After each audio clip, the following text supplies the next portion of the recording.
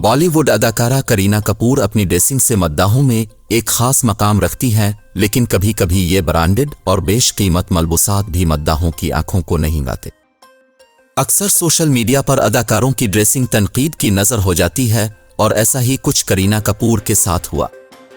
भारतीय media report के मुताबिक करीना कपूर को 2 रोज कबल एयरपोर्ट पर महंगी तरीन और मेजोन ब्रांड की शर्ट और डेनिम जीन्स पहने देखा गया। करीना कपूर को लेयर्ड शर्ट स्टाइल शर्ट में देखा गया था, जिसकी कीमत 1,17,000 भारतीय रुपए ते करीबन 4 लाख पाकिस्तानी रुपए है। बेशकीमत शर्ट पहनने के बावजूद भी करीना मद्दाहों की तनकीद की जद में आ गईं।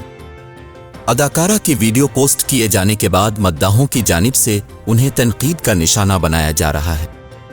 एक सारिफ ने शर्ट पर तबसरा करते हुए लिखा कि उसे तो चूहे खा गए हैं। दूसरे ने लिखा, इसे कहते हैं पैसों का ज़िया। एक सारिफ ने अदाकारा की महंगी तरीन शर्ट की कीमत को मद्देनजर रखते हुए कहा कि इससे अच्छी शर्ट तो 500 रुपए में आ जाती है, अगर इस पर डायमंड लगा हो तो बात बनती है।